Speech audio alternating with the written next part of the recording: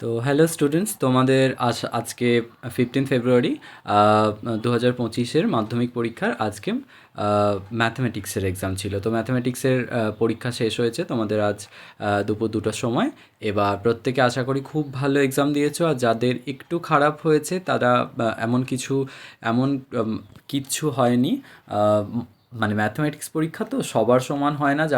যারা সারা বছর ধরে খেটে একটু প্র্যাকটিস করেছে তাদের অবশ্যই ভালো হয়েছে। আর যারা হয়তো ক্যালকুলেশন মেলাতে পারোনি বা কোনো একটা দুটো ছোটোখাটো, মানে যারা খুব হাই এম করেছিলে, হয়তো একটা 1 নাম্বার কি 2 নাম্বারের জন্য একটা 2 নাম্বার পারোনি, কি একটা 1 নাম্বার পারোনি, সেই জন্য একটু মন খুঁতখুত করছে।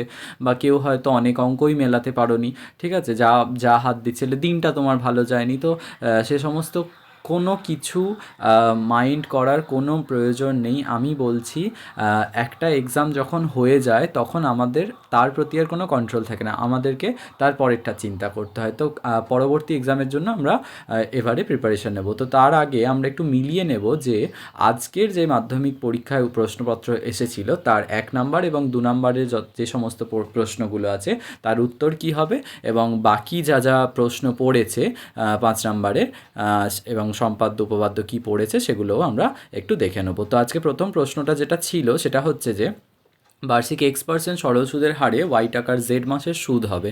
তো আমরা সবাই জানি ইন্টারেস্টের যে ফর্মুলা সেটা হচ্ছে PRT/100 হয়। তো এখানে প্রিন্সিপাল মানে হচ্ছে আমাদের যে টাকার পরিমাণ সেটা কত, মূলধনটা ওয়াই। তো পি এর জায়গায় কত হবে, পি ইকুয়ালস টু হয়ে যাবে আমাদের Y, P equals to Y হয়ে যাবে। কত সরল সুদের হার, এক্স, আর এর জায়গায় তাহলে কী হবে এক্স, আর জেড মাসের তার মানে সময় কত জেড।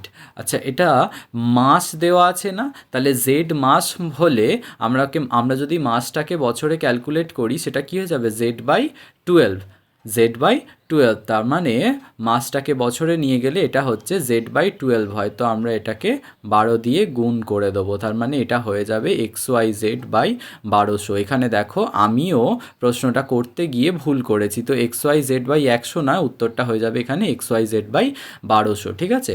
আচ্ছা, নেক্সট প্রশ্নের উত্তর তোমাদের যেটা হবে, মানে যারা XYZ/100 করে এসেছো তাদের কিন্তু তাহলে উত্তরটা ভুল হয়ে যাবে, উত্তরটা হবে XYZ/100। তাহলে সঠিক উত্তর কি হয়ে যাবে XYZ/100, ঠিক আছে। আচ্ছা, এর পরের প্রশ্ন আমাদের কি আছে, এর পরের প্রশ্ন আছে A/2 সমান B/5 হলে এ বি এর কত শতাংশ এর সমান হবে, এ বি এর কত পার্সেন্টের সমান হবে। তাহলে আমাদের কি দেওয়া আছে, A/2 সমান B/5, A/2 equals to B/5, মানে কি A/2 সমান B/5, এ সমান তাহলে কি হয়ে যাবে 2B/5।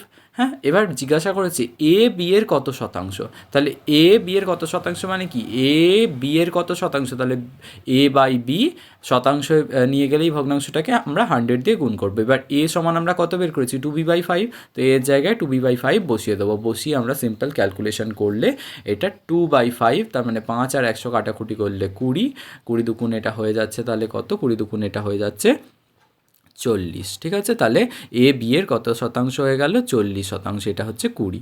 আচ্ছা, এর পরবর্তী আমাদের যে প্রশ্ন ছিল সেই প্রশ্নটা হচ্ছে ও কেন্দ্রীয় বৃত্তের এবি একটি ব্যাস, ও কেন্দ্রীয় বৃত্তের এবি একটি ব্যাস, এসি জ্যাকে কেন্দ্র করে এসি জ্যাক কেন্দ্রে 60 ডিগ্রি কোণ উৎপন্ন করলে কোণ ওসিবি এর মান কত হবে। আচ্ছা, তুমি দেখো প্রশ্নটায় বলে দিয়েছে, আমি যদি এখানটায় ড্র করি একটা, এইটা হচ্ছে তোমাদের একটা বৃত্ত, ও কেন্দ্রীয় বৃত্তের এবি একটি ব্যাস, তাহলে এবি হচ্ছে ব্যাস। এবার এটা হচ্ছে এ, এটা হচ্ছে বি, যেরকম যেরকম আমি এঁকেছি দেখে নাও এবি। এবার ও কেন্দ্রীয় বৃত্তের তার মানে ও এটা, ঠিক আছে। ও সি হয়ে যাচ্ছে আমাদের একটা ব্যাসার্ধ। এবার ও সি যদি ব্যাসার্ধ হয়, এটা সি।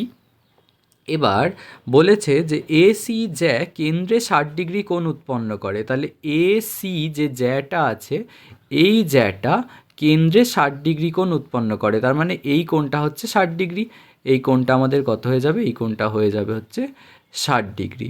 এবার তোমরা লক্ষ্য করো এই এই আঁকাটার মধ্যে লক্ষ্য করো, এটা তাহলে কত হয়ে যাবে, এটা 120 ডিগ্রি হয়ে যাবে। এই কোণটা যদি 60 ডিগ্রি হয় তাহলে এই কোণটা কত হয়ে যাবে, 120 ডিগ্রি হয়ে যাবে। এবার এই কোণটা যদি 120 ডিগ্রি হয়, তোমরা দেখো ও সি আর ও বি এই দুটোই বৃত্তের ব্যাস না, তো বৃত্তের ব্যাস কি হবে, সমান হবে। তাহলে ও সি বি একটা সমদ্বিবাহু ত্রিভুজ, একটা সমদ্বিবাহু ত্রিভুজের সমান বাহু দুটো এই অপর বাহুর সাথে কত মানে কি সমান কোণ উৎপন্ন করে, তাহলে এই দুটো কোণ কি হয়ে যাবে, সমান হয়ে যাবে। এবার ত্রিভুজের তিনটে কোণের সমষ্টি আমরা জানি 180 ডিগ্রি, তাহলে এইটা 120 হয়ে গেছে, আর এই দুটোর সমষ্টি, এই কোণ দুটোর সমষ্টি যদি 180 হতে হয় তাহলে এই দুটোকে কত কত করে হতে হবে, 30 করে হতে হবে। তাহলে ওসিবি এর ভ্যালু আমাদের হয়ে যাবে 30 ডিগ্রি। ঠিক আছে, ওসিবি এর ভ্যালু আমাদের হয়ে যাবে 30 ডিগ্রি। এই হয়ে যাচ্ছে এই প্রশ্নের উত্তর। আশা করি প্রত্যেকেই বুঝতে পেরেছো। আমরা চলে যাচ্ছি পরবর্তী প্রশ্নে। আচ্ছা, পরবর্তী প্রশ্নটা কি আছে, একটি ত্রিভুজের তিনটি বাহুর দৈর্ঘ্য সেক থিটা 1 এবং ট্যান থিটা বলা আছে, সেক থিটা 1 আর ট্যান থিটা। তাহলে আমরা সেক থিটা 1 আর ট্যান থিটা এটাকে ধরে নিই, সেক থিটা 1 আর ট্যান থিটা। তাহলে ত্রিভুজের বৃহত্তম কোণের মান কত হবে। এইবার তোমরা দেখো, এটা সেক থিটা, এটা ট্যান থিটা, এটা 1, আমরা জাস্ট ধরে নিলাম। ধরে সেক থিটা একটা মানে একটা ত্রিভুজ ধরলাম, একটা ত্রিভুজ নর্মালি একটা ত্রিভুজ ধরলাম, একটা কোণ সেক থিটা বলেছে, একটা কোণ ট্যান থিটা বলেছে, আর একটা হচ্ছে 1 বলেছে। এবার একটা ত্রিভুজের ক্ষেত্রে আমরা নর্মালি সেক থিটা ট্যান থিটার একটা কী ফর্মুলা জানি, sec square theta minus tan square theta কত হয়, sec square theta minus tan square theta always কত হয়, 1, তাই তো। তো sec square theta minus tan square theta 1 যদি হয়, তাহলে সেক্স স্কোয়ার থিটা কত হয়ে যাবে, 1 প্লাস ট্যান স্কোয়ার থিটা। এবার 1টাকে আমরা 1 square plus tan square theta লিখতে পারি। এবার তুমি দেখো সেক থিটা 1 আর ট্যান থিটা, এই তিনটে কি, এই তিনটে হচ্ছে একটা ত্রিভুজের তিনটে বাহুর দৈর্ঘ্য। এবার ত্রিভুজের তিনটে বাহুর দৈর্ঘ্যের মধ্যে যদি দুটো বাহুর বর্গের সমষ্টি অপর বাহুর বর্গের সাথে সমান হয়, তাহলে ওই ত্রিভুজটা কত ডিগ্রি কী ত্রিভুজ হয়ে যায়, দুটো বাহুর বর্গের সমষ্টি একটা অপর বাহু সমান হলে ওই ত্রিভুজটা হয়ে যায় হচ্ছে সমকোণী ত্রিভুজ। এবার সমকোণী ত্রিভুজের বৃহত্তম কোণের মান অলওয়েজ কত হয়, 90 ডিগ্রি। তাহলে আমাদের এই প্রশ্নের উত্তর এখানে হয়ে গেল। একটি লম্ববৃত্তাকার চোঙ ও একটি অর্ধগোলকের ব্যাসার্ধ সমান এবং এদের আয়তনও সমান। তাহলে ব্যাসার্ধ সমান বলে দিয়েছে, বা আয়তনও সমান বলে দিয়েছে। এবার চোঙটির উচ্চতা অপেক্ষা অর্ধগোলকটির উচ্চতা শতকরা কত বেশি, চোঙটির উচ্চতা অপেক্ষা অর্ধগোলকটির উচ্চতা শতকরা কত বেশি। ঠিক আছে, তাহলে তোমরা একটা জিনিস দেখো, একটা লম্ববৃত্তাকার চোঙ দিয়েছে যার আর একটা অর্ধগোলকের কি বলেছে, উচ্চতা আর ব্যাসার্ধ আর আয়তন সমান। তাহলে ব্যাসার্ধ সমান মানে কি, এর ব্যাসার্ধও যদি আর হয়, হ্যাঁ এর ব্যাসার্ধ যদি আর হয়, এই চোঙের ব্যাসার্ধ অর্ধগোলকেরও ব্যাসার্ধ আর হবে, তাহলে ব্যাসার্ধ সমান। এটা ছাড়া আর কি বলে দিয়েছে, এটা ছাড়া যেটা বলে দিয়েছে সেটা হচ্ছে গিয়ে আয়তন সমান। এবার অর্ধগোলকের আয়তন কি হয়, 4/3 পাই আর স্কোয়ার এইচ হচ্ছে টোটাল গোলকের আয়তন। তাহলে অর্ধগোলকের আয়তন কি হবে, ও 1/2 ইন্টু 4/3 পাই আর কিউব, সরি 4/3 পাই আর স্কোয়ার এইচ বলছি, 4/3 পাই আর কিউব হচ্ছে পুরোপুরি গোলকের আয়তনের ফর্মুলা হয়। তাহলে অর্ধগোলকের আয়তনের ফর্মুলা কি হবে, 1/2 ইন্টু 4/3 পাই আর কিউব। আর চোঙের আয়তনের ফর্মুলা কি হয়, পাই আর স্কোয়ার এইচ, বা পাই আর স্কোয়ার এইচ, এটা হচ্ছে চোঙের আয়তন আর হচ্ছে অর্ধগোলকের আয়তন। তাহলে এই দুটোকে আমরা কি বলবো, সমান বলবো। এবার এখান থেকে দেখো পাই পাই কেটে যাচ্ছে, এখানে 2 আর 4 কেটে যাচ্ছে, তাহলে এটা কেটে গিয়ে যেটা আসছে আর স্কোয়ার আর আর কিউব কেটে কি পড়ে থাকছে, জাস্ট একটা আর পড়ে থাকছে, আর স্কোয়ার আর আর কিউব কেটে জাস্ট একটা আর পড়ে থাকছে। তো এই কাটাকুটি করে আমরা কি পাচ্ছি, এইচ ইজ ইকুয়ালস টু 2/3 আর। তাহলে হাইট মানে হচ্ছে চোঙের আমরা উচ্চতা আর চোঙের ব্যাসার্ধের মধ্যে আমরা একটা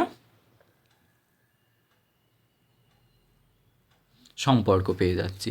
ঠিক আছে, এবার অর্ধগোলকের উচ্চতা কি, এটা তো একটা গোলক, তো গোলকের উচ্চতা আর ব্যাসার্ধ সবই সমান হয়, তাহলে অর্ধগোলকের উচ্চতাও কি হবে, অর্ধগোলকের উচ্চতা আর হবে। তাহলে আমাকে এই আর বলেছে এইচের থেকে চোঙটির উচ্চতা অপেক্ষা অর্ধগোলকটির উচ্চতা শতকরা কত বেশি, এটাই আমাকে বের করতে বলেছে। তাহলে আর কতটা বেশি, কার থেকে, এইচের থেকে। তাহলে আর কতটা বেশি, এইচের থেকে, তাহলে আর মাইনাস এইচ। কার থেকে কতটা বেশি, এইচের থেকে কতটা বেশি, তাহলে ডিভাইডেড বাই কত করব, এইচ। এবার শতকরায় নিয়ে যেতে বললে কি করতে হয়, আমাকে 100 দিয়ে গুণ করতে হয়। তাহলে আর মাইনাস এইচ বাই এইচ। এবার এইচের জায়গায় আমরা 2/3 আরটা বসিয়ে দেবো, তো আর মাইনাস 2/3 আর, হ্যাঁ, আর নিচেও 2/3 আরটা বসিয়ে দিলাম। তো কাটাকুটি করে আমাদের উত্তরটা এলো হচ্ছে 50%। ঠিক আছে, 50%। আচ্ছা, পরবর্তী প্রশ্ন আমাদের যেটা ছিল সেটা হচ্ছে ঊর্ধ্বক্রম সাজানো এই রাশি তথ্যের মধ্যমা যদি 64 হয় তাহলে এক্স প্লাস ওয়াই এর মান কত। এবার তুমি দেখো রাশি তথ্যটায় কটা ভ্যালু দেওয়া ছিল, মোট 10টা। একটা একটা দুটো তিনটে চারটে পাঁচটা ছটা সাতটা আটটা নটা 10টা, এই করে মোট 10টা তোমাদের ভ্যালু দেওয়া ছিল। এবার কোনো একটা রাশি তথ্যের যদি এন ইজ ইকুয়ালস টু 10 মানে হচ্ছে যুগ্ম সংখ্যা হয়, তাহলে সেই রাশি তথ্যটার মধ্যমা কি হবে। এবার রাশি তত্ত্বটাকে প্রথমে হয়তো ঊর্ধ্বক্রমে সাজানো থাকতে হবে। এবার 10টা যদি একটা রাশি তত্ত্বে কী বলবো মান দেওয়া থাকে, তাহলে তার মধ্যমা কি হয়ে যায়, মেনলি পঞ্চম আর ষষ্ঠ পদের গড়। তাহলে পঞ্চম আর ষষ্ঠ পদের গড়, তাই তো। আমি এখানে একটু ভুল লিখেছি, এটা চতুর্থ ও পঞ্চম পদের গড় লিখে ফেলেছি। এটা চতুর্থ আর পঞ্চম পদের গড় না, এটা পঞ্চম ও ষষ্ঠ পদের গড় হবে। পঞ্চম পদ হচ্ছে এক্স আর ষষ্ঠ পদ হচ্ছে ওয়াই প্লাস টু। তো এক্স আর ওয়াই প্লাস টু এর গড় করলে কি হয়, X plus Y plus two হ্যাঁ by two is equals to 64। সেখান থেকে ক্যালকুলেট করে আমরা এক্স প্লাস ওয়াই কত পেয়ে যাব, 126। ঠিক আছে। আচ্ছা, এবার বলেছে এই হচ্ছে আমাদের মোট ছখানা তোমাদের এমসিকিউ যেটা ছিল। ঠিক আছে, এইবার আমাদের পরবর্তী যে প্রশ্ন 2 নম্বরের সেটা হচ্ছে, প্রথমে ছিল একটা ব্যবসায় পিন্টু আমনের 1.5 গুণ টাকা দিয়েছিল এবং ডেভিড আমনের 2.5 গুণ টাকা দিয়েছিল। তাহলে আমন পিন্টু ডেভিডের মূলধনের অনুপাত কী হবে। এবার এইটা করার অনেক রকমের উপায় হতে পারে। সে শুধুমাত্র এটা কেন, যে কোনো অঙ্ক করারই অনেক রকমের অ্যাপ্রোচ হতে পারে। তো যার যে অ্যাপ্রোচটা ভালো লাগে সে সেই অ্যাপ্রোচটা দিয়েই করবে। তো আমি এখানে পিন্টু আমনের 1.5 গুণ টাকা দিয়েছিল, তাহলে আমি আমনের টাকাটা আমি 100 টাকা ধরে নিতে পারি। আমনের টাকাটা আমি 100 টাকা ধরে নিতে পারি। এবার পিন্টু আমনের 1.5 গুণ টাকা দিয়েছিল মানে কি, আমনের টাকা গুণ 1.5। 1.5 মানে কত, 1×1=2 মানে হচ্ছে 3/2। এবার 3/2 মানে কত হয়ে যাচ্ছে, তাহলে এটা 300/2। 300/2 মানে হচ্ছে 150 টাকা। তাহলে পিন্টু টাকা দিয়েছিল হচ্ছে 150 টাকা। ডেভিড কত টাকা দিয়েছিল, বলেছে ডেভিড টাকা দিয়েছিল হচ্ছে আমনের 2.5 গুণ। তাহলে ডেভিড যদি আমনের 2.5 গুণ টাকা দিয়ে থাকে, তাহলে 100 × 2.5, তার মানে 2.5 মানে কত, 5/2। তাহলে এটা হয়ে যাবে 500/2 মানে মোট 250 টাকা। এবার এদের অনুপাত, আমন পিন্টো ডেভিডের মূলধনের অনুপাত তাহলে কী হবে, 100, 150 আর 250 এর অনুপাত। সেটা করলে আমাদের হয়ে যাবে 2:3:5। নর্মাল এই প্রশ্নই ছিল, খুব সহজ। আচ্ছা, পরবর্তী প্রশ্ন তোমাদের যেটা ছিল সেটা হচ্ছে x × 4 - √3 y × 4 + √3 is equals two যদি 1 হয়, মানে এটাও 1 এটাও 1। ঠিক আছে, x × 4 - √3 ও 1 আর y × 4 + √3 ও 1। তাহলে x² + y² এর মান কত হবে, এটা আমাদেরকে বের করতে বলেছিল। এবার দেখো x × 4 - √3 যদি 1 হয়, তাহলে x কত হয়ে যাবে, 1/4 - √3। এবার করণী নিরসন করে দাও, ওপর নিচে 4 + √3 দিয়ে গুণ করতে হয় করণী নিরসন করার জন্য। তাহলে নিচে দেখো লবটায় হরটায় a + b R a - b আছে, তাহলে a² - b² এর ফর্মুলা পড়ে যাবে। a² - b², 4 করলে 16 আর √3² করলে 3। তাহলে এটা হয়ে যাচ্ছে 4 + √3/13। এই একই রকম পদ্ধতিতে আমরা ওয়াইটাকে বের করে নিতে পারবো কিভাবে। ওয়াই দেখো, y × 4 + √3 = 1 দেওয়া আছে, তাহলে y = হয়ে যাবে 1/4 + √3। তাহলে এটাও করণী নিরসন করার জন্য ওপর নিচে 4 - √3 দিয়ে গুণ করবো। এবার 4 - √3 দিয়ে গুণ করলে দেখো এখানে আবার a + b R a - b, তার মানে a² - b² এর ফর্মুলা পড়ে যাচ্ছে। তাহলে 4² করলে 16 আর √3² করলে 3। ঠিক আছে, 16 - 3 হয়ে যাচ্ছে 13। তার মানে 4 - √3/13। এটা তাহলে কত হয়ে যাচ্ছে, y এর মান। এবার x² + y² বের করতে বলেছে, তাহলে আমি দুটো মানকে আমি স্কোয়ার করে দিচ্ছি। দেখো 4 + √3 13 তার স্কোয়ার আর 4 - √3/13 তার স্কোয়ার। এবার 4 + √3 এর স্কোয়ার ওপরে আলাদা করে, আর 13² মানে 169, সেটাকে আলাদা করে আমি লিখে নিলাম। এবার এটাও দেখো 4 - √3 এর হোল স্কোয়ার ওপরে, আর 13² মানে 169, এটাও আমি আলাদা করে লিখে নিলাম। তাহলে ওপরে 169 যদি আমি লসাগু করি, তাহলে ওপরে হয়ে যাচ্ছে 4 + √3 এর হোল স্কোয়ার প্লাস 4 - √3 এর হোল স্কোয়ার। এবার ওপরে দেখো এটা আছে,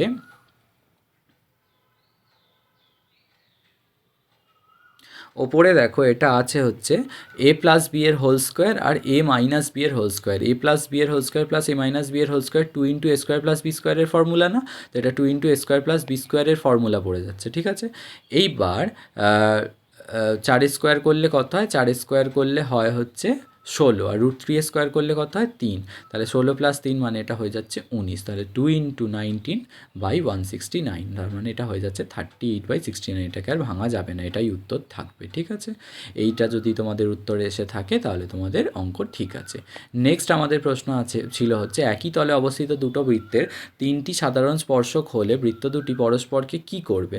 এবার দেখো দুটো বৃত্ত আছে, দুটো বৃত্তের 3টে স্পর্শক, তাহলে একটা স্পর্শক এরম, একটা স্পর্শক এরম, আর একটা স্পর্শক এরকম। কখন হবে? যদি বৃত্ত দুটো পরস্পরকে কি করে, বহিঃস্পর্শ করে। অন্তঃস্পর্শ করলে কিন্তু হতো না, অন্তঃস্পর্শ করলে এরকম দেখতে হতো। সেক্ষেত্রে একটাই কমন স্পর্শক আমাদের থাকে, একটাই কমন ট্যানজেন্ট সেক্ষেত্রে আমাদের থাকে, তো এটা হচ্ছে বহিঃস্পর্শ করবে। এবার দেখো 2 sin² θ + 2x × cos² θ = 1 হলে x এর মান কত? খুব ইজি প্রশ্ন। তাহলে এটা আমরা sin² θটাকে ওদিকে নিয়ে চলে গেলেই হয়ে যাচ্ছে 1 - sin² θ। এবার 1 - sin² θ সমান আমরা কি জানি? cos² θ। তাহলে cos² θ আর cos² θ এ ফুট ও ফুট থেকে কেটে গেল, তো 2x = কত পড়ে রইল? 1, তাহলে x = ½। খুব ইজি প্রশ্ন। ঠিক আছে, আচ্ছা নেক্সট যেটা তোমাদের ছিল সেটা হচ্ছে আর একক দৈর্ঘ্যের ব্যাসার্ধ বিশিষ্ট একটি নিরেট অর্ধগোলকের থেকে সর্ববৃহৎ যে নিরেট শঙ্কু কেটে নেওয়া যাবে তার আয়তন। সবথেকে বড় কথা হচ্ছে এই প্রশ্নটাতে যে এককটা দিয়ে আসেনি সে কিন্তু 1 পাবে না। এই প্রশ্নটা করে এসেছে অথচ একক দিয়ে আসেনি, সে কিন্তু 1 পাবে না।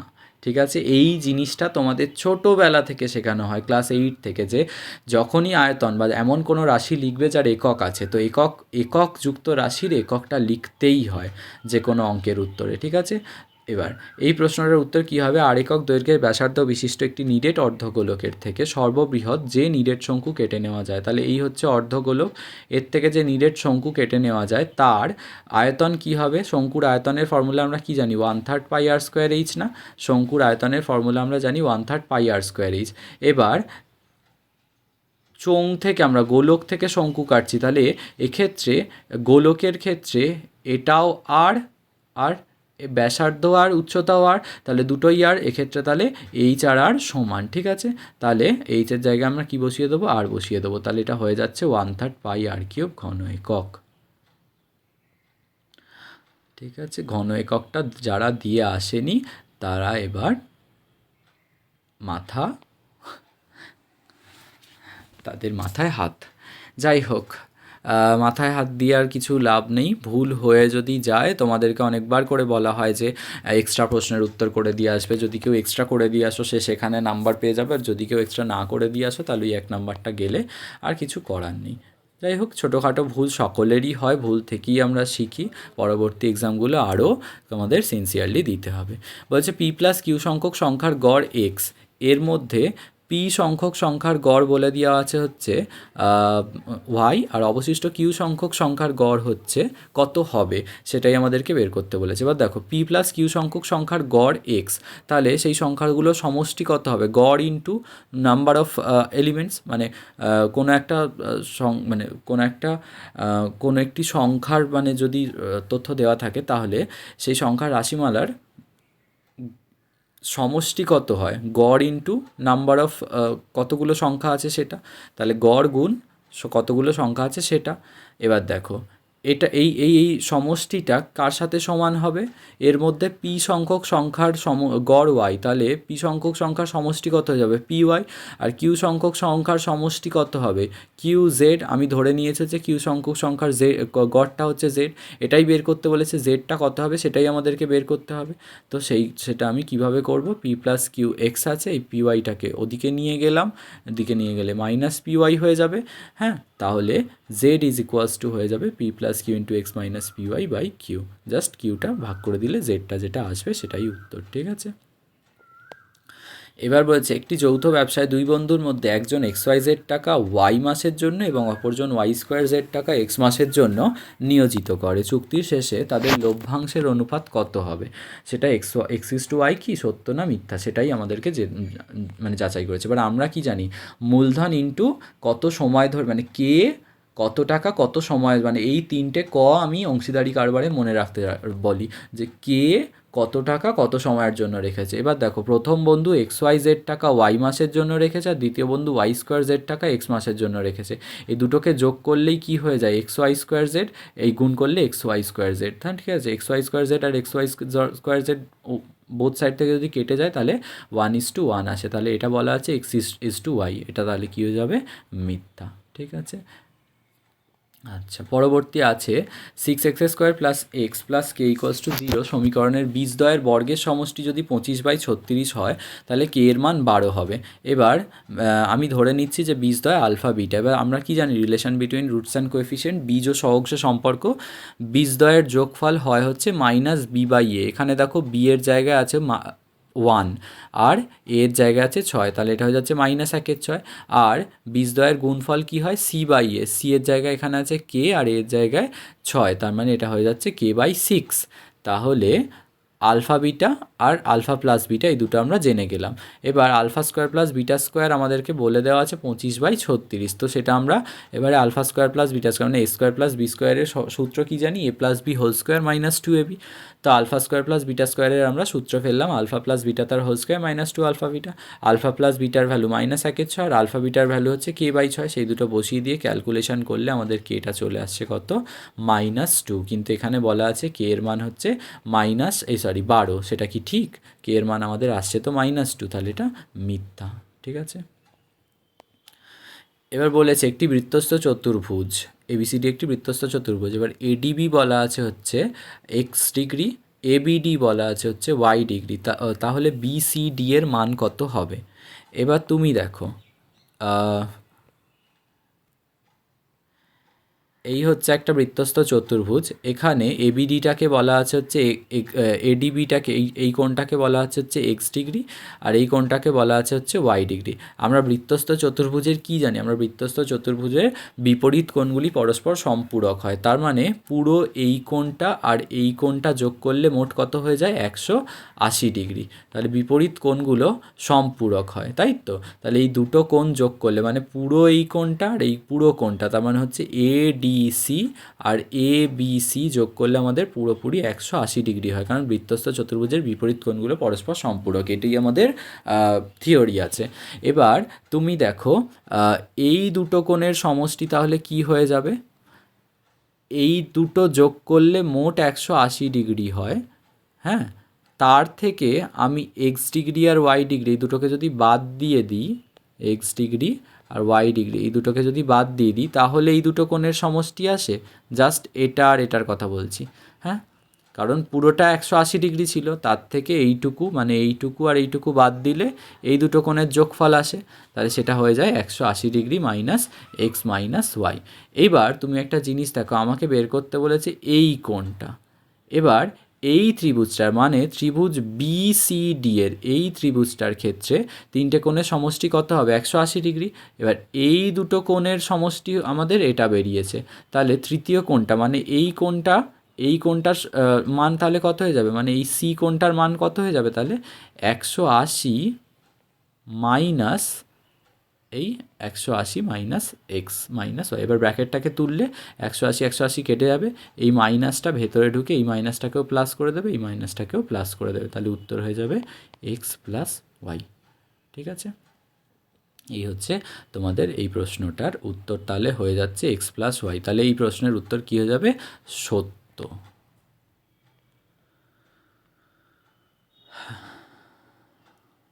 তাহলে এই প্রশ্নের উত্তর হয়ে যাবে সত্য। নেক্সট আমাদের যেটা আছে সেটা হচ্ছে 0 ডিগ্রি আর 90 ডিগ্রির মধ্যে যদি থিটা থাকে তাহলে সাইন থিটা অলওয়েজ sin² থিটার থেকে ছোট। এবার আমি ধরে নিচ্ছি, ধরো এখানে 0 ডিগ্রি আর 90 ডিগ্রির মধ্যে একটা কোণ ধরো 30 ডিগ্রি, ঠিক আছে। সাইন থিটা তাহলে সাইন 30 ডিগ্রি কত হয়, আমরা জানি সাইন 30 ডিগ্রি হয় হাফ, তাহলে sin² 30 ডিগ্রি কত হবে, 1/4। এবার 1/2 কি 1/4 থেকে ছোট না, 1/2 1/4 থেকে বড় না, হাফ তো 1/4 থেকে বড়। হ্যাঁ, এবার তাহলে সাইন থিটা কি, sin² থিটার থেকে কি হলো, বড় হয়ে গেল, তাহলে এই জিনিসটা সত্য হবে না, তাহলে এটা কী হয়ে যাবে, মিথ্যা। জাস্ট একটা এক্সাম্পল দে, মিথ্যা প্রমাণ করতে গেলে আমি তো বারবার বলি যে একটা মানুষের যদি দোষ প্রমাণ করতে হয় তাহলে আমাদের একটা দোষ দেখালেই যথেষ্ট, আর একটা মানুষ যদি গুণই প্রমাণ করতে হয় তাহলে তার সব গুণ প্রমাণ করতে হবে। তাহলে সত্য প্রমাণ করতে গেলে আমাকে ওভারঅল মানে একটা জেনারেল রিভিউ দিতে হবে, মানে জেনারেলভাবে প্রুভ করতে হবে। আর যদি মিথ্যা প্রমাণ করতে হয় যে কোনো একটা উদাহরণ দিয়ে বুঝিয়ে দিলেই আমার হয়ে যায়। আচ্ছা, পরবর্তী প্রশ্ন আছে, শঙ্কুর আয়তন এক্স, ভূমির ক্ষেত্রফল ওয়াই আর উচ্চতা যদি জেড হয়, এক্স বাই ওয়াই জেডের মান 3 হবে। এবার তুমি জানো শঙ্কুর আয়তন কত হয়, 1/3 পাই আর স্কোয়ার এইচ। এবার এই পাই আর স্কোয়ারটাই শঙ্কুর ভূমির ক্ষেত্রফল না? শঙ্কুর ভূমির ক্ষেত্রফলটা এখানে কত দেওয়া আছে, ওয়াই। শঙ্কুর ভূমির ক্ষেত্রফল আমি পাই আর স্কোয়ার জায়গায় আমি ওয়াই বসিয়ে দিচ্ছি, আর উচ্চতা এইচের জায়গায় আমি জেড বসিয়ে দিচ্ছি। তাহলে এক্সটা হচ্ছে আয়তন বলা আছে, তাহলে এক্স ইজ ইকুয়ালস টু এটা হয়ে গেল। এবার ওয়াই জেডটাকে যদি আমি বাঁ দিকে আনি তাহলে ওয়াই জেডটার দিকে গুণ আছে, এদিকে আসলে ভাগ হয়ে যাবে।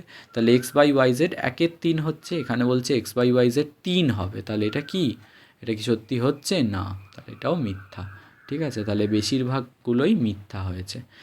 এইটা দেখো, সংখ্যাগুরু মান সমান 2 গুণ মধ্যমা মাইনাস 3 গুণ যৌগিক গড়, এটা কি সূত্র? 3 গুণ মধ্যমা মাইনাস 2 গুণ যৌগিক গড় না? তাহলে এটাও মিথ্যা। ঠিক আছে, এটাও মিথ্যা। এটা হচ্ছে সঠিক উত্তর হচ্ছে 3 গুণ মধ্যমা মাইনাস 2 গুণ যৌগিক গড়। আচ্ছা, পরবর্তী 2-এর দাগের যে প্রশ্নগুলো, 4-এর দাগের যে প্রশ্নগুলো ছিল, মানে মার্কস 2 এর প্রশ্ন, সে মার্কস 2 এর প্রথম প্রশ্ন ছিল হচ্ছে বার্ষিক সরল সুদের হার 5.5% থেকে কমে 4.5% হলে এক ব্যক্তির প্রাপ্য বার্ষিক সুদ 250 টাকা কম হয়। হ্যাঁ, মূলধন তাহলে কত? এবার প্রথমে বার্ষিক সরল সুদের মানে 5.5% যদি আমাদের ইন্টারেস্ট থাকে, সেক্ষেত্রে যে 5.5% আমাদের যদি রেট অফ ইন্টারেস্ট থাকে, তাহলে সেক্ষেত্রে ইন্টারেস্ট আমি ধরে নিলাম PR1T, সেক্ষেত্রে রেট অফ ইন্টারেস্ট PR1T/100। আর 4.5% যদি রেট অফ ইন্টারেস্ট থাকে, সেক্ষেত্রে আমার ইন্টারেস্ট হয়ে যাচ্ছে PR2T, মানে বার্ষিক সরল সুদটা আমার হয়ে যাচ্ছে PR2T/100। তাহলে PR1T/100 আর PR2T/100 এটাকে যদি বিয়োগ করে দিই, আমার 250 টাকা কমেছে, তাহলে কত কম হচ্ছে, 250 টাকা, এটা শর্তানুসারে হয়ে যাবে 250। তাহলে PT/100 যদি আমি কমন নিই, R1 minus R2 is equals two 250। এবার R1 মাইনাস R2 করলে কত হয়, 5.5 মাইনাস 4.5, 5.5 মাইনাস 4.5, হ্যাঁ, তাহলে 5.5 মাইনাস 4.5 মানে 1, হ্যাঁ, আর টিও বলা আছে বার্ষিক, তার মানে 1 বছরের, তাহলে আমার 250 ইন্টু 100 করলে এটা হয়ে যাচ্ছে মোট 25,000 টাকা। ঠিক আছে, মোট হয়ে যাচ্ছে 25,000 টাকা। পরবর্তী আমাদের প্রশ্ন যেটা দেওয়া আছে সেটা হচ্ছে x/2 সমান y/3 সমান z/4 হলে 3x plus 4y plus 8z by x plus 3y এর মান কত? তো আমি এটাকে পুরোটাকে কে ধরে নিতে পারি, তাহলে x is equals to 2k, y equals to 3k, z equals to 4k।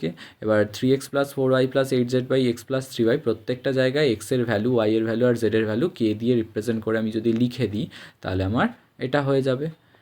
হ্যাঁ, এবার ক্যালকুলেশন করে দেখো, 6k, 12k, 32k, হ্যাঁ, এটা 2k প্লাস 9k, তার মানে এটা হয়ে যাচ্ছে 50k/11, কে কেটে গেলে এটা হয়ে যাবে 50/11।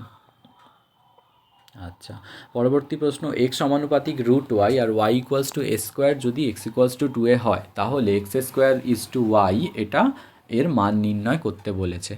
আচ্ছা, x সমানুপাতিক y স্কোয়ার হলে আমরা ভেদের সূত্র অনুযায়ী যদি সমানুপাতিক তুলে দিই, তাহলে কি আছে, একটা অশূন্য ভেদ ধ্রুবক দিয়ে গুণ করতে হয়, তাহলে k দিয়ে গুণ করব আমরা, তাহলে x ইকুয়ালস হয়ে যাবে k√y। তাহলে k কত হয়ে যাচ্ছে, x/√y। এবার আমার একটা মান বলা আছে, সেই মানগুলো বসিয়ে দিচ্ছি, y equals to a square আর x ইকুয়ালস টু 2a, এই একের মধ্যে যদি বসিয়ে দিই, তাহলে কী হয়ে যাবে, k is equals to 2a by y এর জায়গায় আমি a স্কোয়ার লিখছি। ঠিক আছে, তাহলে √a স্কোয়ার, তাহলে এটা হয়ে যাচ্ছে 2a/a মানে 2। ঠিক আছে, এবার আমি যদি k এর মানটা এখানে বসিয়ে দিই, মানে 1 নম্বর সূত্রে বসিয়ে দিই, তাহলে 2 ইজ ইকুয়ালস টু হয়ে যাবে x/√y, 2 ইজ ইকুয়ালস টু হয়ে যাবে x/√y। হ্যাঁ, এবার বোথ সাইডে যদি আমি উভয় পক্ষে যদি বর্গ করে দিই, তাহলে কী হয়ে যাচ্ছে, 2 square is equals to x square, আর √y এর বর্গ করলে y হয়, √y এর বর্গ করলে y হয়, তাহলে x square by y, x square yটা কত হয়ে যাচ্ছে, 4, তাহলে x square is to y কত হয়ে যাবে, 4:1, এই হয়ে যাবে অনুপাত। আচ্ছা, দুটো সদৃশ ত্রিভুজের পরিসীমা যথাক্রমে 27 সেমি আর 16 সেমি বলা আছে। প্রথম ত্রিভুজের একটি বাহুর দৈর্ঘ্য 9 সেমি হলে দ্বিতীয় ত্রিভুজের একটি বাহুর দৈর্ঘ্য অনুরূপ বাহুর দৈর্ঘ্য কত হবে? সদৃশ ত্রিভুজের ক্ষেত্রে পরিসীমার অনুপাত যা হয় বাহুর দৈর্ঘ্যের অনুপাত তাই হয়। তাহলে সদৃশ ত্রিভুজের ক্ষেত্রে পরিসীমার অনুপাত মানে 27/16 যা হবে বাহুর দৈর্ঘ্যের অনুপাত 9 আমি আর একটা বাহুর দৈর্ঘ্য এক্স ধরে নিলাম, সেটাও তাই হবে। তারপরে ক্যালকুলেশন করলে আমার এটা চলে আসছে 16/3। পরবর্তী আমাদের প্রশ্ন বলেছে ও কেন্দ্রীয় বৃত্তের একটি বহিস্থ বিন্দু পি থেকে পিএস ও পিটি দুটি স্পর্শক টানা হলো। হ্যাঁ, তাহলে এবার এসপিটি যদি 80 ডিগ্রি হয় কিউএসটি এর মান কত? এবার তুমি একটা জিনিস লক্ষ্য করো, আমি এই হচ্ছে আঁকাটা এরকম হবে। একটা একটা একটা ও কেন্দ্রীয় বৃত্ত মানে হচ্ছে এটা হচ্ছে ধরো ও কেন্দ্রীয় বৃত্ত, এটার কেন্দ্র হচ্ছে ও, এর বহিস্থ একটা বিন্দু হচ্ছে পি আছে। এই পি বিন্দু থেকে আমি দুটো স্পর্শক এসপি একটা আর পিটি একটা টেনে নিয়েছি, ঠিক আছে। তো দুটো স্পর্শক এসপি আর পিটি টানলে, হ্যাঁ, এবার বলা আছে যে এসপিটি মানে এইটা 80 ডিগ্রি, এটা বলা আছে, তাই তো। এবার দেখো এই যে এসপিটি এটা একটা সমদ্বিবাহু ত্রিভুজ না, কারণ এসপি আর পিটি এই দুটো সমান, এসপি আর পিটি এই দুটো তো সমান, এগুলো স্পর্শক একটা নির্দিষ্ট বিন্দু থেকে বৃত্তের স্পর্শকের দৈর্ঘ্য সবসময় সমান হয়। তাহলে এসপি আর পিটি যদি সমান হয় এটা একটা সমদ্বিবাহু ত্রিভুজ। একটা সমদ্বিবাহু ত্রিভুজ মানে তার তৃতীয় বাহুর সাথে কি সমান কোণ উৎপন্ন করে, তাহলে এই দুটো কোণ সমান হবে। এবার এটা 80 ডিগ্রি, তাহলে এই দুটো কোণের সমষ্টি 100 ডিগ্রি, এই দুটো কোণের সমষ্টি সেক্ষেত্রে কত হয়ে যাবে? 100 ডিগ্রি। তার মানে এটাও 50, এটাও 50। এইবার দেখো বলেছে যে এতটুকু ক্লিয়ার, এটা 50, এটাও 50 হলে এবার বলেছে যে পিটি আর কিউএস সমান্তরাল। এবার পিটি আর কিউএস সমান্তরাল, এসটি ভেদক, পিটি আর কিউএস সমান্তরাল, এই দেখ পিটি আর কিউএস সমান্তরাল আর এসটি ভেদক। তাহলে এটা কি হয়ে যাচ্ছে? এটা হয়ে যাচ্ছে বিপ্রতীপ নয়, এটা হয়ে যাচ্ছে একান্তর কোণ। হ্যাঁ, জেড কোণ মানে একান্তর কোণ। তাহলে এটাও 50 ডিগ্রি হলে এটাও আমাদের 50 ডিগ্রি হয়ে যাবে।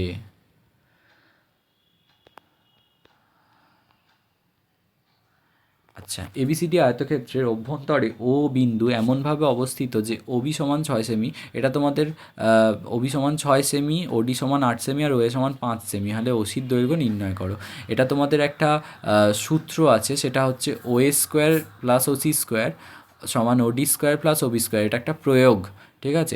এটা প্রয়োগ, আমি প্রয়োগের নাম্বারটা তোমরা একটু বইতে খুঁজে দেখবে, এটা একটা প্রয়োগ, ঠিক আছে। তো সেই প্রয়োগ অনুযায়ী এটা হবে। তাহলে ওসি স্কোয়ারটা আমাকে ফাইন্ড করতে হবে। ওবি স্কোয়ার প্লাস ওডি স্কোয়ার আমার কত হয়ে যাচ্ছে? 6 square plus 8 square minus 5 square. তো 36 প্লাস 64 করলে কত? মাইনাস 25, এটা কত হয়ে যাবে? 75। তো ওসি তাহলে কত হয়ে যাবে? 5√3 সেমি। এটা একটা প্রয়োগ থেকে অঙ্কটা দিয়েছে, ঠিক আছে। আচ্ছা, sine theta plus 30 degree is equals to cos 15 degree হলে কস 2 থিটা এর মান কত? আচ্ছা, কস 15 ডিগ্রিটাকে আমরা কি লিখতে পারি? পূরক কোণের সূত্র অনুযায়ী সাইন 90 ডিগ্রি মাইনাস থিটা সমান কস থিটা হয় না? তাহলে এটাকে আমরা কস থেকে সাইনে নিয়ে চলে যাব, ঠিক আছে। তাহলে থিটা প্লাস 30 ডিগ্রি এটা হয়ে যাবে 75 ডিগ্রি। থিটা প্লাস 30 ডিগ্রি 75 হলে থিটা কত হয়ে যাবে? 45 ডিগ্রি। এবার কস 2 থিটা এর ভ্যালু বের করতে বলেছে। কস 2 ইন্টু 45 ডিগ্রি করলে হয় কস 90 ডিগ্রি। কস 90 কত হয়? 0। কস 90 কত হয়? 0। নেক্সট প্রশ্ন বলা আছে cos to the power 4 minus sine to the power 4 theta, cos to the power 4 theta minus sine to the power 4 theta equals to 2/3। তাহলে 1 মাইনাস 2 সাইন স্কোয়ার থিটা এর ভ্যালু কত হবে? এবার দেখো কস টু দি পাওয়ার, আচ্ছা, cos to the power 4 theta minus sine to the power 4 theta হচ্ছে 2/3। তো এটা কস স্কোয়ার থিটার হোল স্কোয়ার, এটা সাইন স্কোয়ার থিটার হোল স্কোয়ার, ঠিক আছে। তাহলে এ স্কোয়ার মাইনাস বি স্কোয়ারের ফর্মুলা পড়বে, এ স্কোয়ার প্লাস বি স্কোয়ার আর এ স্কোয়ার মাইনাস বি মানে এ plus B A minus B. এখানে এটা হচ্ছে কস স্কোয়ার থিটা, বিটা হচ্ছে সাইন স্কোয়ার থিটা, ঠিক আছে। তাহলে এ প্লাস বি আর এ মাইনাস বি হয়ে যাচ্ছে। এবার এই কস square theta plus sine square theta আমরা কী জানি? এটা 1 জানি, তাহলে এটার জায়গায় আমি 1 বসিয়ে দিতে পারি। আর cos square theta minus sine square theta এটা আমাদের দেওয়া আছে। তো cos square theta minus sine square theta এটাকে আমরা কীভাবে লিখতে পারি? Cos square theta plus sine square theta minus 2 sine square theta এভাবে লিখতে পারি না? Sine square theta minus 2 sine square theta, ঠিক আছে। তাহলে cos square theta plus sine square theta আমাদের কত হয়? Cos square theta plus sine square theta 1 না? তো cos square theta plus sine square থিটার জায়গায় 1 বসিয়ে দিলে আর এটা মাইনাস 2 সাইন স্কোয়ার থিটা, তাহলে এটার ভ্যালু কত হয়ে যাবে? 2/3, ঠিক আছে। এটাই আমাদেরকে বের করতে বলেছে যে 1 মাইনাস 2 সাইন স্কোয়ার থিটার মান নির্ণয় করো। এবার বলেছে একটা আয়তঘনকের ধারগুলির সংখ্যা এক্স আর তলগুলির সংখ্যা ওয়াই হলে এর সর্বনিম্ন মান কত হলে এক্স প্লাস ওয়াই প্লাস এ একটি পূর্ণবর্গ সংখ্যা হবে। তো দেখো একটা আয়তঘনের ধার কতগুলো হয় 12টা, আর একটা আয়তঘনের তল কত হয় 6টা। তাহলে এক্স প্লাস ওয়াই প্লাস এ কত হয়ে যাবে 12 প্লাস 6 প্লাস এ, তার মানে 18 প্লাস 6। এবার দেখো এর মান সর্বনিম্ন কত হলে এক্স প্লাস ওয়াই প্লাস একটা পূর্ণবর্গ সংখ্যা হবে। তোমরা অনেকেই হয়তো এরকম করে দিয়ে চলে আসবে, যেহেতু 18 প্লাস এ আছে তার মানে এটা হয়ে যাবে হচ্ছে 18 প্লাস 7 মানে 25 একটা পূর্ণবর্গ সংখ্যা, তাই তো। কিন্তু এখানে কি কোনো জায়গায় বলা আছে যে এ একটা কী বলে স্বাভাবিক সংখ্যাই হতে হবে? না, কোনো জায়গায় বলা নেই। তাহলে এর মান যদি -18 হয়, সব থেকে ছোটো -18 হলে, এর থেকে ছোট হলে আবার নেগেটিভ হয়ে যাবে, সেক্ষেত্রে পূর্ণবর্গ সংখ্যা হবে না। -18 হলে এটা কত হবে 0 হয়ে যাবে। তাহলে এক্স প্লাস ওয়াই প্লাসে 0, 0 তো একটা পূর্ণবর্গ সংখ্যা, তাহলে এটা হয়ে যাবে a = -18। এই প্রশ্নটাও একটু ভালো প্রশ্ন ছিল। যাই হোক, পরবর্তী প্রশ্ন আছে দুটো লম্ববৃত্তাকার নিরেট চোঙের ব্যাসার্ধের দৈর্ঘ্যের অনুপাত 2:3 এবং উচ্চতার অনুপাত 5:3 হলে তাদের বক্রতলের ক্ষেত্রফলের অনুপাত কত? তো এটা হবে হচ্ছে, দেখো বক্রতলের ক্ষেত্রফলের অনুপাত কি হয়, বক্রতলের ক্ষেত্রফল কী হয় 2πr/h। তো আমি একটার ক্ষেত্রে ধরলাম 2πr1h1 আর একটার ক্ষেত্রে ধরলাম 2πr2h2। হ্যাঁ, এবার 2π বোথ সাইডে কেটে যাচ্ছে ওপর নিচে, ঠিক আছে। এবার r1/r2 দেওয়া আছে হচ্ছে 2/3, আর h1/h2 দেওয়া আছে কত 5/3, ঠিক আছে। তাহলে এটা ওপরে হয়ে যাবে 10 আর নিচে হয়ে যাবে 9, এটাই হয়ে যাবে অনুপাত। আচ্ছা, এর পরের প্রশ্ন যেটা আছে সেটা হচ্ছে এটা, যে প্রথম 2n+1 সংখ্যক স্বাভাবিক সংখ্যার মধ্যমা যদি n+103/3 হয় তাহলে n এর মান কত? এবার 2n+1, প্রথম 2n+1 সংখ্যক স্বাভাবিক সংখ্যা হচ্ছে 2n+1, এটা একটা অযুগ্ম সংখ্যা না? n যাই হোক না কেন, n যুগ্ম হোক কি অযুগ্ম হোক, 2n+1 সবসময় একটা অযুগ্ম সংখ্যা হবে। এবার একটা রাশিমালায় যদি অযুগ্ম সংখ্যক পদ থাকে, সেই রাশিমালার মধ্যমা কত হয়? ওই 2n+1 + 1/2তম পদ, ঠিক আছে। 2n+1 + 1/2তম পদটা হয়ে যায় হচ্ছে ওর মধ্যমা। তার মানে 2n+1 + 2/2তম পদ, তার মানে 2 কেটে গেলে ওপর নিচে এটা হয়ে যাচ্ছে n+1তম পদ। এবার n+1তম পদটা এইটার ক্ষেত্রে কত হবে? n+1ই হবে তো। কেন? কারণ বলেছে যে প্রথম 2n+1 সংখ্যক পদ, প্রথম 2n+1 সংখ্যক পদ মানে কি 1 2 3 4 এইভাবেই এগোচ্ছে।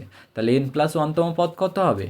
আপনার প্রথম পদ 1, দ্বিতীয় পদ 2, তৃতীয় পদ 3, তার মানে এখানে n+1তম পদ কত হবে? n+1। তো শর্তানুসারে এই n+1তম পদটা আমাদের বলা আছে হচ্ছে এইটা মধ্যমা, যেটা n+103/3। তো এটা আমার হয়ে যাবে শর্তানুসারে n+1 = n+103/3। ক্যালকুলেশন করে এটা চলে আসছে n = 50।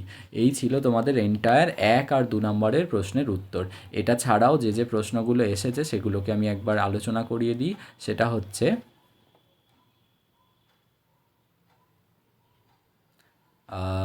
বাকি এই যে এই হচ্ছে এন্টায়ার প্রশ্ন 1 এবং 2 নম্বরের প্রশ্ন, এগুলো এসেছে। এটা ছাড়াও অংশীদারি কারবার থেকে একটা প্রশ্ন এসেছে। এখানে দেখো 5 নম্বরের প্রথম প্রশ্ন হচ্ছে অংশীদারি কারবার থেকে, যেটা এবছর ইম্পর্টেন্ট ছিল, এটা হচ্ছে চক্রবৃদ্ধি সুদ থেকে, ঠিক আছে। পরবর্তী প্রশ্ন এটা এসেছে হচ্ছে আমাদের দ্বিঘাত সমীকরণ, ঠিক আছে। দ্বিঘাত সমীকরণের এই চ্যাপ্টারটা থেকে পরবর্তী এই দুটো প্রশ্ন এসেছে। আচ্ছা, তার পরবর্তী প্রশ্ন আমাদের এই যে ভেদ থেকে আর করণী থেকে এই দুটো প্রশ্ন আমাদের চলে এসেছে, যার মধ্যে আমাদের একটা অ্যাটেম্প করতে হবে। তো করণীর প্রশ্নটাই প্রত্যেকে করেছো আশা করি, ঠিক আছে। আচ্ছা, এটার পরে যে প্রশ্ন আছে সেটা হচ্ছে যে এটা, এই যে এইটা, ঠিক আছে। অনুপাত সমানুপাতের জায়গা থেকে এই প্রশ্ন পড়েছে তোমাদের। আচ্ছা, নেক্সট প্রশ্ন আমাদের আছে হচ্ছে উপপাদ্য। হ্যাঁ, পিথাগোরাসের উপপাদ্য বিবৃতি করো এবং প্রমাণ করো, বৃত্তস্থ দূরের বিপরীত কোণগুলো সমসম্পূরক, এটাও প্রমাণ করতে দিয়েছে। তো উপপাদ্য একেবারেই কমন এসেছে। এরপরে তোমাদের যেটা প্রয়োগ পড়েছে সেটা হচ্ছে এটা, 3 নম্বরের প্রয়োগ যেটা পড়েছে এটা, ঠিক আছে। আচ্ছা, নেক্সট সম্পাদ্য পড়েছে হচ্ছে অন্তর্বৃত্ত অঙ্কন আর জ্যামিতিক পদ্ধতিতে 2√3 এর মান নির্ণয়। যা আমি বলে দিয়েছিলাম যে এই দুটো সম্পাদ্যই পড়বে, দুটোই ভালো করে যাও, তো অন্তর্বৃত্ত তো আসবেই এবছর, আর এই জ্যামিতিক পদ্ধতিতে √21 বা √15 এইসবের মান নির্ণয় আমি বলে দিয়েছিলাম, ঠিক আছে। আচ্ছা, এটা ছাড়া পরবর্তী তোমাদের প্রশ্ন যেটা ট্রিগোনোমেট্রি থেকে এটা এসছে, এই কটা প্রশ্ন, ঠিক আছে। নেক্সট তোমাদের হাইটস অ্যান্ড ডিস্টেন্স থেকে প্রশ্ন এসেছে হচ্ছে এটা, ঠিক আছে, একটু দেখে নাও। আচ্ছা, এই প্রশ্নগুলোর সমাধান যদি চাও তাহলে কমেন্ট করে জানিও, আমি প্রশ্নের সমাধান দিয়ে দেবো। পরবর্তী তোমাদের পরিমিতি, যেটা সকলের একটু খটখটে লাগে, ইভেন আমিও যখন মাধ্যমিক পরীক্ষা দিয়েছিলাম আমার মনে আছে আমি পরিমিতির একটা বড় 5 নাম্বারের প্রশ্ন, না 4 নাম্বারের প্রশ্ন ভুল করে এসেছিলাম। আমি 2015 মাধ্যমিক দিয়েছিলাম, আমি একটা বড় প্রশ্নটা, আমাদের কি প্রশ্নটা পড়েছিল, তাঁবুর মধ্যে মানুষজন দাঁড়িয়ে আছে এরকম প্রশ্ন পড়েছিল, ঠিক আছে। তো ওই প্রশ্নটা আমাদের পড়েছিল, আমি ভুল করে এসেছিলাম। তো পরিমিতিতে তোমাদের এই দুটো প্রশ্ন পড়ে এসেছে। আচ্ছা, এটা ছাড়া তোমাদের রাশিবিজ্ঞান থেকে এই 3টে প্রশ্ন পড়েছে, ঠিক আছে। আজকের ভিডিওটা আমি এখানেই শেষ করছি।